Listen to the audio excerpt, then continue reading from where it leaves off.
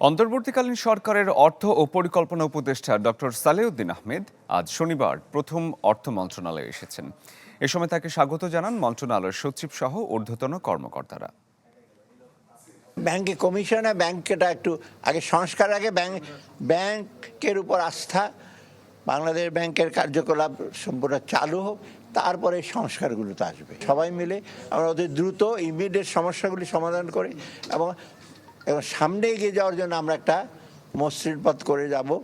আমরা তো খুব একেবারে বেশি দিন আমরা থাকার ইচ্ছা নাই করে যে পরবর্তী পর্যায়ে বাংলাদেশকে কিন্তু আরও দ্রুত নিয়ে যেতে পারে।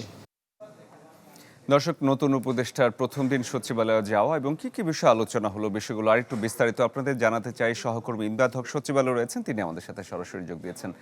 ইমদাদ, আমরা আমাদের বুলেটিনে বলছিলাম যে নতুন সরকার সামনে বেশ অনেকটা কঠিন চ্যালেঞ্জ অর্থনীতির বিষয়। তো নতুন উপদেষ্টা আজকে আসলেন, তিনি আসলে কি কি কোন কোন দিকে লক্ষ্য দিলেন এবং গাইডলাইন্স কি দিলেন?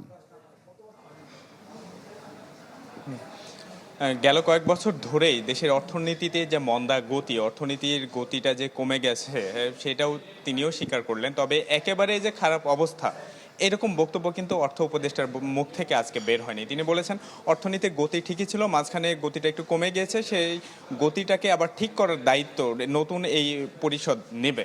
আর আর্থিক খাতে সংস্কারের বিষয়ে তার বক্তব্য হচ্ছে যে নতুন পরিষদ দায়িত্ব নিল ব্যাংক খাতে, ব্যাংক খাত থেকে গেল কয়েক বছরের যে কয়েক লাখ কোটি টাকা বের হয়ে গেছে, মন্দ ঋণ রয়েছে, দেশের বাইরে অর্থ পাচারের অভিযোগ আছে, প্রত্যেকটা বিষয়ে খতিয়ে দেখা হবে।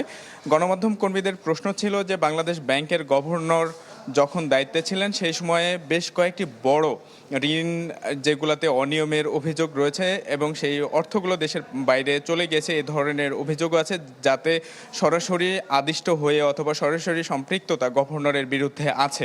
এমন অবস্থায় গভর্নর যে পদত্যাগপত্র দিয়েছেন, তিনি যদি দায়িত্ব থেকে অব্যাহতি নিয়ে চলে যান তাহলে জবাবদিহিতার আওতায় কে আসবে? এমন প্রশ্নের জবাবে অর্থ উপদেষ্টা বলেছেন পদত্যাগপত্র জমা দিয়েছে ঠিকই, কিন্তু সেটা আসলে কখন গ্রহণ করা হবে, কিভাবে গ্রহণ করা হবে, তাকে দায়িত্ব থেকে অব্যাহতি দেওয়া হবে কিনা অথবা তাকে নিয়েই এই পরিষদ আগামী দিনে পথ চলবে কিনা, এটার সিদ্ধান্ত আগামীকাল একটা বৈঠক রয়েছে, সেই বৈঠকে এই সিদ্ধান্তটা আসবে। এর মানে হচ্ছে পুরোপুরিভাবে যে আর্থিক খাতে যারা অর্থ কেলেঙ্কারির সাথে জড়িত তারা যে পার পেয়ে যাচ্ছেন এভাবে এটা বলা যায় না, তারা বিচারের আওতায় আসবেন। পাশাপাশি যে দ্রব্যমূল্য সহনীয় রাখতে নতুন পদক্ষেপের কথা জানিয়েছেন তিনি, সেই সাথে বিদেশি ঋণে দেশের উন্নয়ন কর্মকাণ্ডকে চালিয়ে নেওয়ার প্রতিশ্রুতিও ছিল এই উপদেষ্টার বক্তব্যে।